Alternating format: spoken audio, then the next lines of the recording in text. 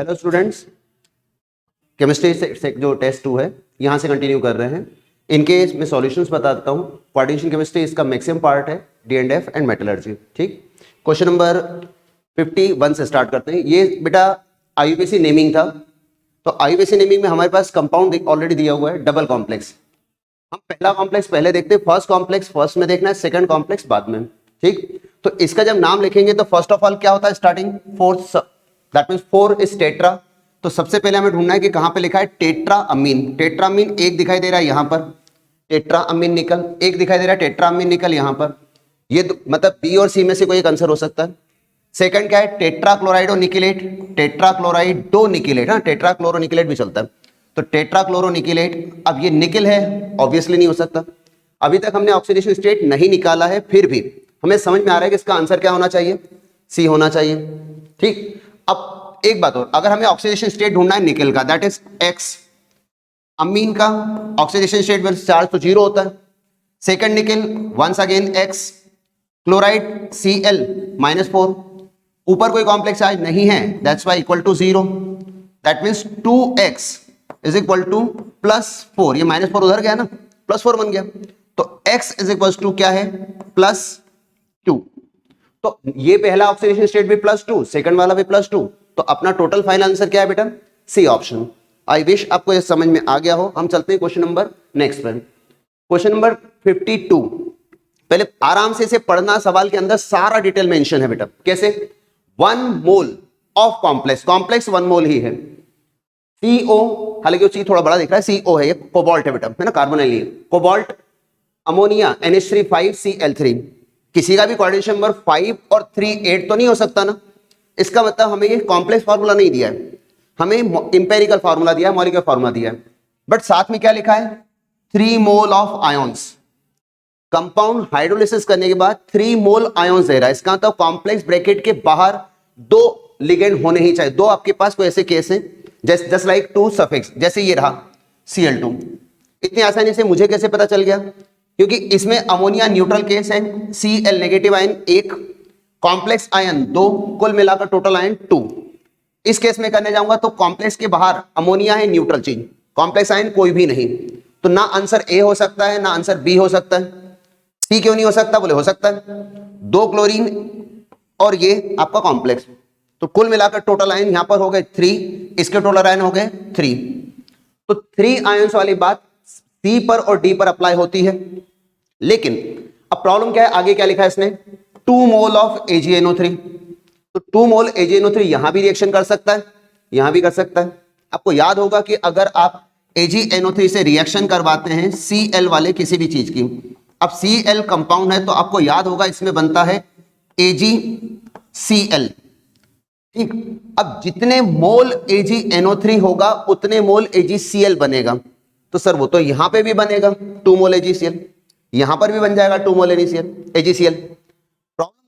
Problem इस बात पर है कि सर इसका कोऑर्डिनेशन नंबर 5 + 1 6, इसका कोऑर्डिनेशन नंबर 4 + 1 5।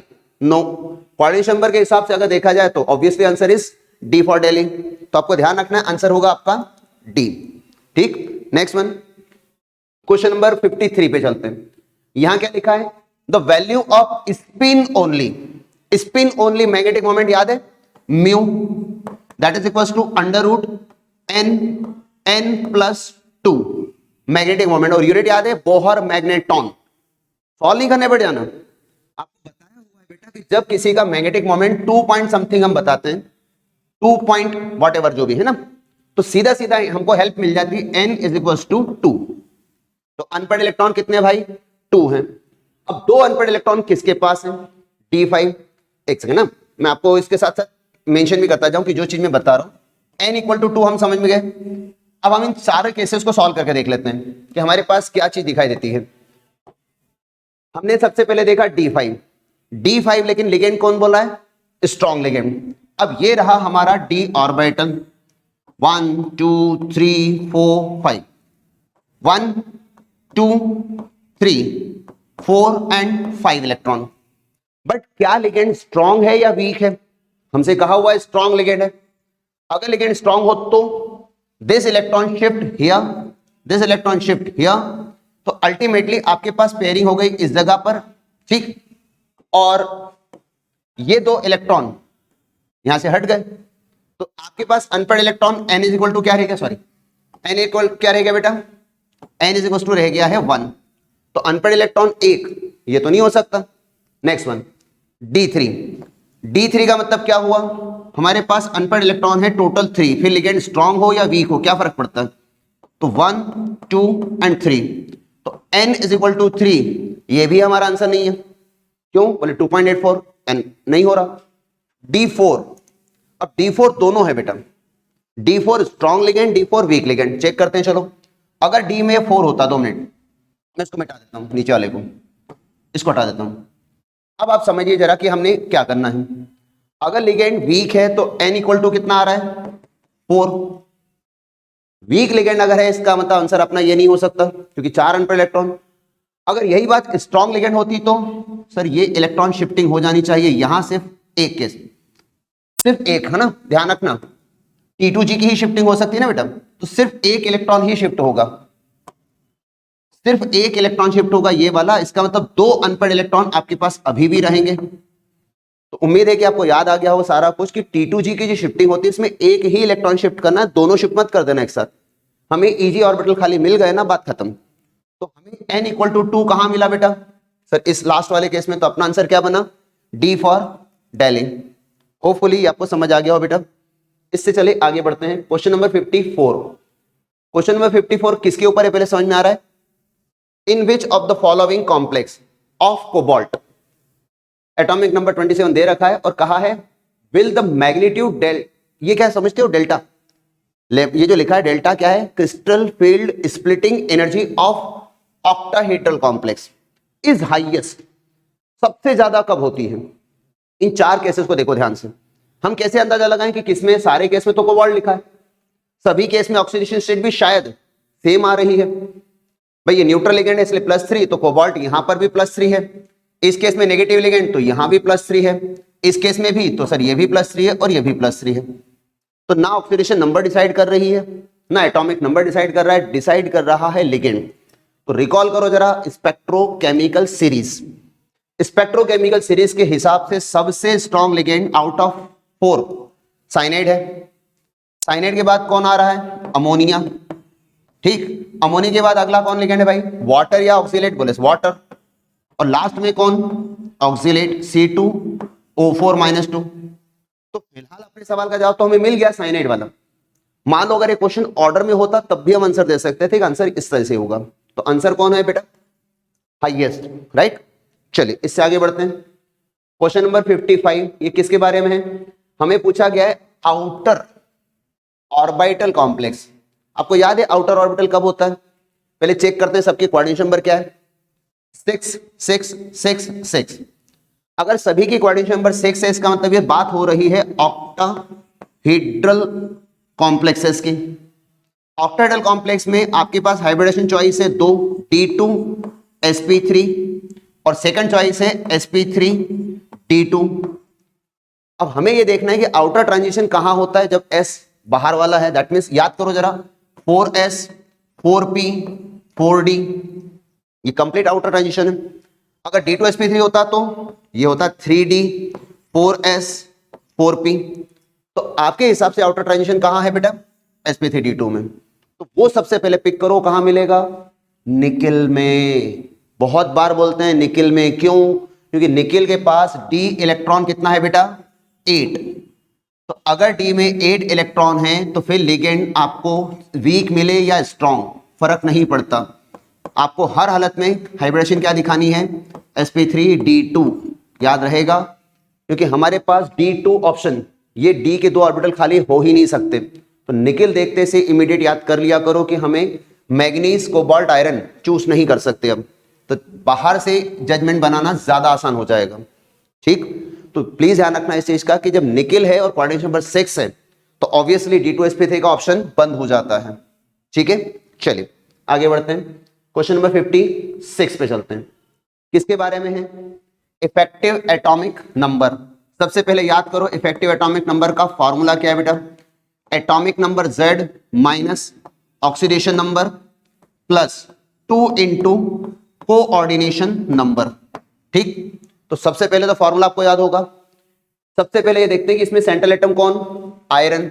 आयरन का atomic number 26 minus oxidation number, यहां से कैलकुलेट करके देखो ऑक्सीडेशन नंबर क्या है, +2 आ रहा है।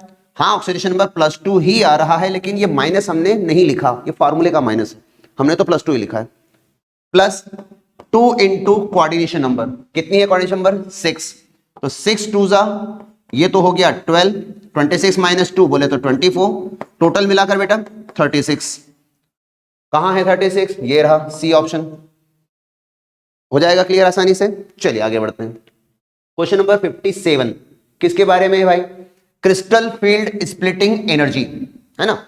क्रिस्टल फील्ड स्प्लिटिंग एनर्जी अगर आपको लिगेंड्स के ऑर्डर में ध्यान रखनी बेटा, तो क्या बताया था याद है, सबसे पहले आते हैं कार्बन डोनर्स, कार्बन डोनर के बाद कौन, नाइट्रोजन डोनर्स, नाइट्रोजन डोनर के बाद कौन, ऑक्सीजन डोनर, और ऑक्सीजन डोनर के बाद होते थे याद हो अगर तो हेलोजन डोनर्स। एक्स, एक्स मतलब क्लोरीन ब्रोमीन आयोडीन, उनकी बात कर रहा हूं। एफ नहीं होता, एफ का सबसे पहले होता है, FCl भी आ रहा है। यहां चेक करते हैं हमें सबसे पहले कार्बन डोनर, मतलब हमें क्या मिला है, 4 ऑप्शन देखें तो साइनाइड, तो सबसे पहले हमें चाहिए साइनाइड। ठीक, उसके बाद नाइट्रोजन डोनर कोई है क्या, नाइट्रोजन डोनर कोई नहीं है। ऑक्सीजन डोनर हाँ है, ऑक्सीजन डोनर है, एक वाटर है और एक OH है, तो सीधी बात है वाटर का प्रेफरेंस पहला है और OH का प्रेफरेंस बाद में है। इसके बाद कोई हेलोजन डोनर है, हाँ है ना, F है, F भी है, Cl भी है, तो F और Cl में ज्यादा इलेक्ट्रोनेगेटिव F, देन उसके बाद Cl। तो ये ऑर्डर हमें कहां मिल रहा है, चेक करते हैं। साइनाइड सबसे पहले प्रेफरेंस साइनाइड, फिर फ्लोराइड नहीं, CN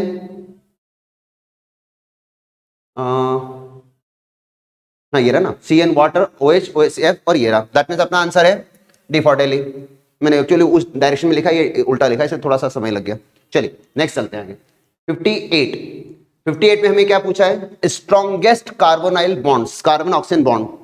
आप एक चीज सोचो कि किसी भी एटम का सबसे स्ट्रॉन्ग बॉन्ड कब बनता है, जब एटम न्यूक्लियस के ज्यादा करीब हो, दैट मींस जिसका एटम न्यूक्लियाई छोटा हो, मतलब साइज में एटम छोटा हो। कॉन्सेप्ट सीधा सीधा है कि डी ऑर्बिटल में स्कैंडियम से लेकर अगर हम चलते हैं जिंक तक, तो एटॉमिक साइज क्या होता है, रिड्यूस होता है, साइज छोटा, साइज छोटा होगा तो बॉन्ड स्ट्रांग होगा।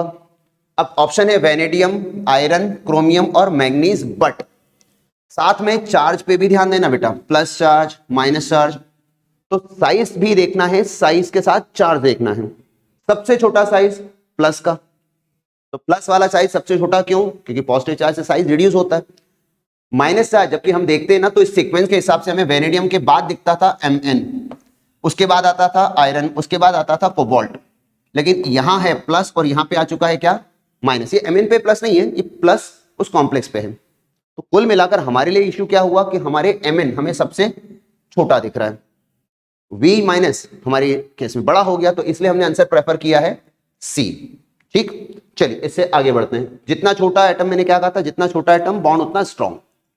नेक्स्ट वन, हाँ ये सवाल जो है ये आपको ध्यान रखना पड़ेगा। अगर आपको याद है crystal field splitting energy for octahedral complexes, यहां पे लिखा हुआ है D4 सिस्टम के लिए बतानी है, लेकिन D4 सिस्टम से पहले याद करो कि हमने शायद इस तरह से T2G और EG स्प्लिटिंग की होती है। आपको याद आना चाहिए कि T2G ऑर्बिटल और EG ऑर्बिटल की स्प्लिटिंग की बात करते हैं। हमसे यह कहा गया है कि लिगेंड के बारे में हमें क्या बताना है, डेल्टा O P से छोटा कब होता है, जब लिगेंड वीक होता है। वीक होने का मतलब इनमें कितने इलेक्ट्रॉन हमें दिखाने, 4 electron, first second third 4, first second third and 4।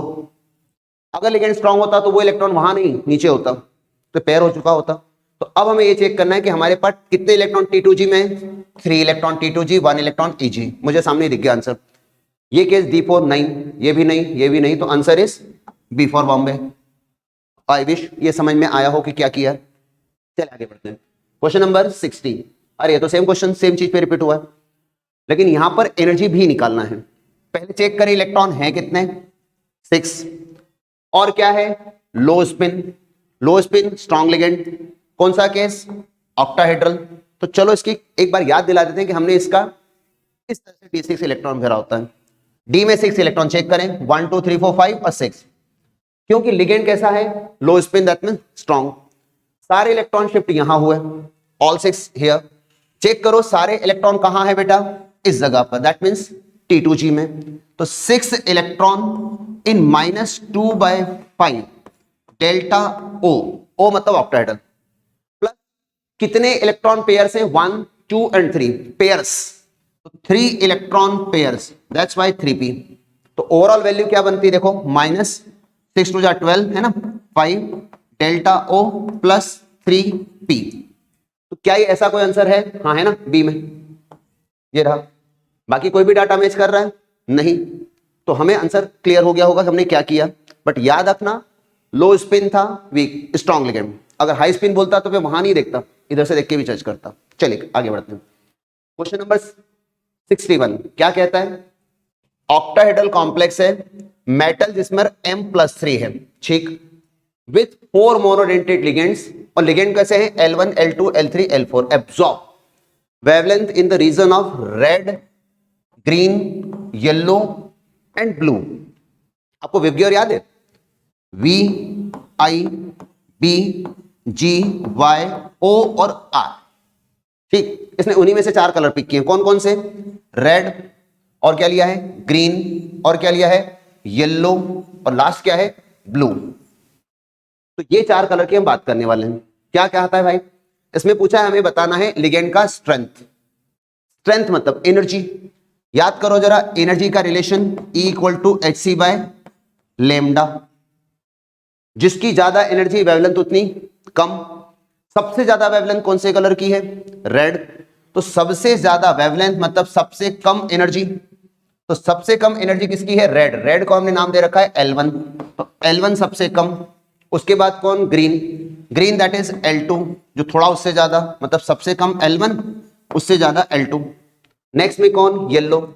Yellow ये रहा L3, उससे नेक्स्ट में L3, और सबसे ज्यादा एनर्जी किसके पास, ब्लू, दैट्स L4। तो कुल मिलाकर आपको समझ आया कि हमने इसको कैसे प्लान किया। आप वेवलेंथ से भी कर सकते हो, विबग्योर का पैटर्न भी याद कर सकते हो, ठीक। तो ये ऑर्डर हमें कहां मिल रहा है भाई, L4 सबसे पहले, देन L3, देन L2, ठीक। तो ये ऑर्डर हमें मिल गया, अपना काम खत्म। चलें इससे आगे, नेक्स्ट वन, दिस वन है ना। नेक्स्ट क्या है, लिंकेज आइसोमेरिज्म। अगर हमें लिंकेज आइसोमेरिज्म पढ़ाना हो, सबसे पहले क्या ढूंढते हैं, हम सबसे पहले तलाश करते हैं एम्बीडेंटेड लिगेंड। एम्बीडेंटेड लिगेंड कौन होते हैं, एक होता है NO2 ONO। क्या इसमें से कोई ऑप्शन अवेलेबल है, सबसे पहले ढूंढा करो एम्बीडेंटेड लिगेंड कहां है। इसमें तो नहीं है, इधर भी नहीं है, इसमें भी नहीं है, ये रहा। जैसे ही आपने देखा एम्बीडेंटेड लिगेंड, इसका सीधा मतलब है इसका एक आइसोमर होगा कुछ ऐसा, EN2ONO Cl की जगह पर और Br ब्रैकेट के बाहर। तो यही है जिसका एक कॉम्प्लेक्स आइसोमर बना सकता है। तो लिंकेज आइसोमर ढूंढने के लिए सबसे पहले एम्बीडेंटेड लिगेंड, ठीक। चलिए next one, 63, which of the following complex does not show geometrical isomerism. वैसे तो आप हर स्ट्रक्चर को ड्रॉ करते करते बनाओगे, बहुत वक्त लगता है, तो कोशिश करो याद करने की, कुछ ध्यान हो, ये पैटर्न पहचानो। A4B2, A4B2, हाँ ज्योमेट्रिकल आइसोमर होता है, सिस एंड ट्रांस बनाता है। ये कौन है, अरे ये भी वही है, A4B2 होता है ज्योमेट्रिकल आइसोमर। ये कौन है, MA3B3।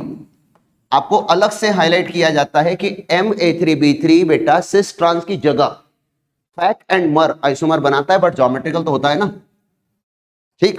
अब बचा कौन, ये कौन है, ये है MAA, बाइडेंटेड है ना, और 3 नहीं, MAA3 ज्योमेट्रिकल आइसोमर नहीं होता। हमें क्या ढूंढना था, डज नॉट शो, तो नहीं करता, सही बात है, तो आंसर इज सी। चलिए आगे बढ़ते हैं। नेक्स्ट क्या पूछा है, ऑप्टिकली आइसोमर। आप सारे बच्चे जब एनसीईआरटी इतनी सिंसियरली पढ़ते हो तो आप ये भी पक्का देखते होंगे कि हमारे कॉम्प्लेक्सेस में हमें बताया हुआ है MAA3 और MAA2B2।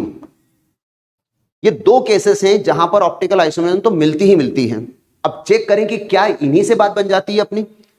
फैक्ट्स ये कहते हैं कि हमें ऑप्टिकल आइसोमरिज्म के लिए देखना होता है mirror images they are non superimposable, right, in isomerism.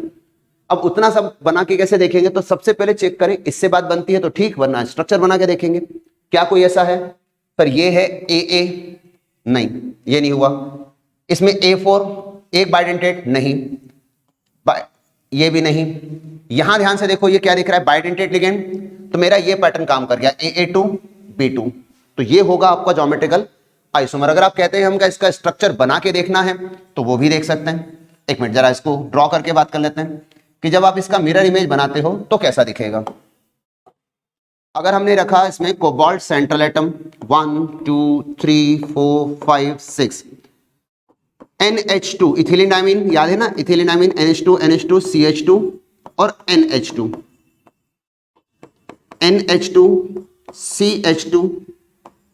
CH2 और NH2, थोड़ा ज्यादा साइड पे लिख रहा हूं, और दो हैं अमोनिया, ये रहे। अब अगर ये दिखाई देता हो तो पहचानो ये सिस आइसोमर है। सिस आइसोमर अपना जब मिरर इमेज बनाएगा तो इसका बनने वाला मिरर इमेज कुछ इस टाइप से होना चाहिए 1 2 3 4 5 एंड 6, तो ये हो जाएगा कुछ इस जगह पर NH2 CH2 और NH2, NH2 CH2 और NH2, ये केस है अमोनिया। हमें चेक करना है कि क्या ये इमेज ऐसा का ऐसा उठाकर इसके ऊपर पुटअप कर किया जाए तो क्या ये 100% कॉपी होता है, नहीं 100% सुपर इम्पोज तो नहीं है, दैट मीन्स ऑप्टिकल आइसोमर है। क्लियर है पाएगा। तो उम्मीद है कि आप बात समझ गए कि हमें आंसर ये ही क्यों पिक करना था। चलिए नेक्स्ट वन चलते हैं। अरे इसमें इलेक्ट्रो का लॉजिक भी दोगे, देखो ये जो लिखा है E0 +2 से M, तो ये किसका लॉजिक है बेटा, +2 से M, that means electrochemistry logic. अब इसको आप अगर किसी को मान लो पोटेंशियल से याद है तो मैं पोटेंशियल भी बताता हूं। क्रोमियम, तो E0 ऑफ क्रोमियम +2 से क्रोमियम, तो अगर आप क्रोमियम +2 से बात करते हैं लाइक दिस, तो इसकी वैल्यू होती है माइनस में 0.93 वोल्ट।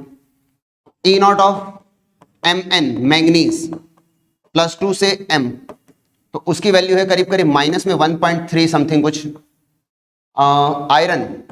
आयरन में होता है E0 +2 से Fe, तो ये होती है माइनस में 0.44 वोल्ट। और लास्ट क्या है, कोबाल्ट में एग्जैक्ट तो नहीं लेकिन हाँ अप्रोक्सीमेट मुझे याद है कि ये करीब 0.3 समथिंग कुछ 30 कुछ होती है। अगर किसी को ये कहना है सर मुझे ये सारे वैल्यूज तो याद नहीं है, तो उसके केस में भी एक लॉजिक लगाते हैं भाई कि आप फिर याद करो स्कैंडियम से लेकर जब आप चलते हैं कॉपर की तरफ तो एटॉमिक साइज क्या होता है, छोटा होता जाता है, पोटेंशियल अपने आप कम होगा। बट एक बात याद रखना कि मैंगनीज Mn हाफ फील्ड होता है बेटा, तो हाफ फील्ड खुद की स्टेबिलिटी से हासिल करना, दैट मीन्स ये कंपैरेटिवली ज्यादा स्टेबल होगा। तो वही एक केस है जहां पर Mn सबसे ऊपर होगा। अब मुझे Mn सबसे पहले कहां दिख रहा है, सिर्फ एक ही ऑप्शन में, बाकी लेफ्ट टू राइट साइज छोटा हो रहा है, तो हमें सिर्फ ये ऑप्शन पिक करना होगा, सी ऑप्शन। आई विश यहां तक समझ आया हो कि हमने एटॉमिक साइज से भी जज कर सकते हैं, पोटेंशियल याद हो अगर तो उससे भी काम चल सकता है, दोनों तरह से आंसर तो आ ही जाएगा। Next one, question number 66, which of the following pair of ions the higher oxidation state in aqueous solution is more stable। थोड़ा ये दो चैप्टर का मिक्सअप है, क्यों, क्योंकि यहां लगेगा आपका पी ब्लॉक का लॉजिक। पी ब्लॉक में कॉन्सेप्ट होता है ना कि जब हम इनर्ट पेयर इफेक्ट पढ़ते हैं तो थेलियम के केस में हम कहते हैं थेलियम का इनर्ट पेयर इफेक्ट की वजह से thallium +1 is more stable then thallium +3। तो हमें सबसे पहले ढूंढना है कि क्या थेलियम +1 का कोई ऑप्शन अवेलेबल है, नहीं, हमारे पास जो ऑप्शन इसमें एक है फर्स्ट वाला। Second, copper +2 is more stable than copper +1, तो क्या ये ऑप्शन अवेलेबल है, हाँ है, तो सही, यहां पे फर्स्ट और सेकंड दिख रहा है। तीसरा केस, क्रोमियम +2 और क्रोमियम +3 में आपको ध्यान करना पड़ेगा कि chromium +3 is more stable because of half filled T2G का हाफ फिल्ड स्टेबल है। इसलिए क्रोमियम +3, तो क्या तीसरा ऑप्शन इसके साथ है? नहीं, तो ये हमारे लिए नहीं है। हमने कहा है हायर ऑक्सीडेशन स्टेट स्टेबल हो, तो ये तो हायर ऑक्सीडेशन स्टेट स्टेबल नहीं है ना, जिसका हमने टीएल तो लेना ही नहीं है। दैट मीन्स हम फर्स्ट ऑप्शन तो चूज ही नहीं कर सकते, छोड़ दो उसको। अब भाई बारी इसकी, सेकंड ले सकते हैं शायद, ये तो अभी देखते हैं फोर्थ वाले का। वेनेडियम के केस में अगर वेनेडियम +2 है मतलब D3 है, हाफ T2G, और वेनेडियम अगर +5 है इसका मतलब इनर्ट गैस, तो ऑब्वियसली इनर्ट गैस ज्यादा स्टेबल। तो बेहतर ऑप्शन हमें मिलता है सीधा सीधा यहां पर, सेकंड, थर्ड एंड फोर्थ, है ना। फर्स्ट वाला तो हम ले ही नहीं सकते थे, बात ही खत्म कर दी। तो इसलिए अल्टीमेटली हम जाना चाहते हैं कहां पर? डी फॉर दिल्ली ऑप्शन में। आई विश यहां तक बात क्लियर हुई हो, लेकिन फिर कह रहा हूं कि 3 ऑप्शन डी ब्लॉक के और 1 ऑप्शन जो है वो पी ब्लॉक का है। चलिए नेक्स्ट वन क्या है यहां पर? When MnO2 is fused with KOH and O2। जब आपसे कोई कहता है एल्कली मीडियम में आपने पायरोलुसाइड और MnO2 को रखा है, तो KOH पायरोलुसाइड और को सबसे पहले कन्वर्ट करता है K2MnO4। याद है अगर इसका नाम, तो पोटेशियम मैंगनेट, और कलर है इसका ग्रीन। तो आपको सबसे पहले यह ध्यान रखना है कि ये ग्रीन कलर का सॉल्यूशन बनाता है पोटेशियम मैंगनेट।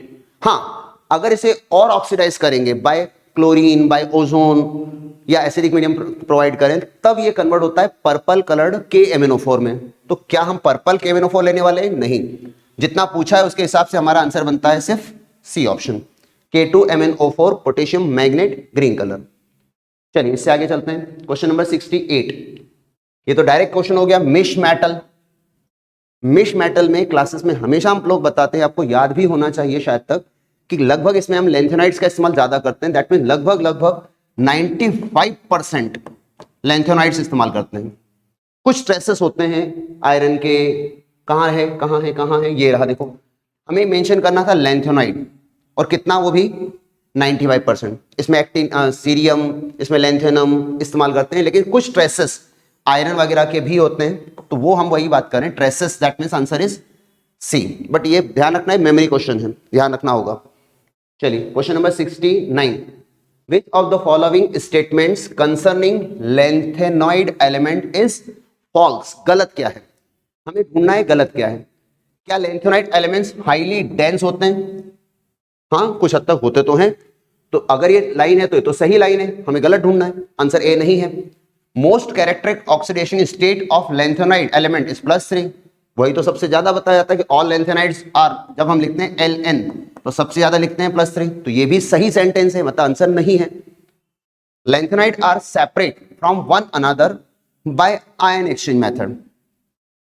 लेंथेनाइड एलिमेंट को सेपरेट करना बहुत मुश्किल होता है, साइज लगभग बराबर है इसलिए, बट फिर भी आयन एक्सचेंज मेथड से ऐसा हम कर सकते हैं। दैट्स वाई ये भी एक तरह से सही है और अपना आंसर नहीं, हमें तो गलत ढूंढना है। लास्ट क्या बोला? Ionic radius trivalent steadily. हमेशा कहते हैं लेंथेनाइड का +3 आयन अगर रेडियस की बात की जाए तो कंटिन्यूअसली कम होता है। इसने क्या कहा है? इंक्रीजेस। नहीं, इंक्रीजेस नहीं, डिक्रीजेस, कम होता है। ये लाइन गलत है, इसका मतलब यही अपना आंसर है, हमें फॉल्स ढूंढना था। तो ध्यान रहे, साइज घटता है, रिड्यूस होता है विद एटॉमिक नंबर, बढ़ता नहीं है। लास्ट इसमें 70 question. KMnO4 act as an oxidizing agent in alkaline. Yes, alkaline KMnO4 एक बहुत अच्छा ऑक्सीडाइजिंग एजेंट होता है। कब? अल्कलाइन मीडियम में। व्हेन रिएक्ट विथ किससे? Treated with Ki। Iodide ion is oxidize to, मतलब हमें यह पता करना है कि आयोडाइड आयन किस चीज में ऑक्सीडाइज होगा। तो बेटा जी ध्यान रखिएगा कि आयोडाइड आयन आयोडीन में कन्वर्ट हो सकता है, अगर बात की जाए थोड़ा वीक एसिडिक या neutral medium, but we are talking about alkaline medium, तो आयोडाइड कन्वर्ट होगा IO3 आयोडेट में। ठीक, कभी भी पर आयोडेट ट्राई नहीं करना, क्योंकि देखो हेलोजेंस की जो आप अगर ऑक्सीडेशन स्टेट देखते हो -1 से शुरू होती है, -1 +1 +3 +5 +7। तो हेलोजन +7 स्टेट तक इतनी जल्दी नहीं पहुंच सकते, इतनी ज्यादा इलेक्ट्रॉन आसानी से नहीं दे सकते। दैट मीन्स सबसे पहली प्रायोरिटी है +5 तक। तो क्या ये ऑप्शन हमें अवेलेबल है? चेक करते हैं। Yes, here is. यहां तक जाने के लिए उसे और ज्यादा ऑक्सीडाइज करवाना होगा, that means 1 more step required. तो अपना आंसर सिर्फ यहीं तक। तो आई विश आपको मैंने जो कुछ बताया हो आपको मदद करे। Thank you.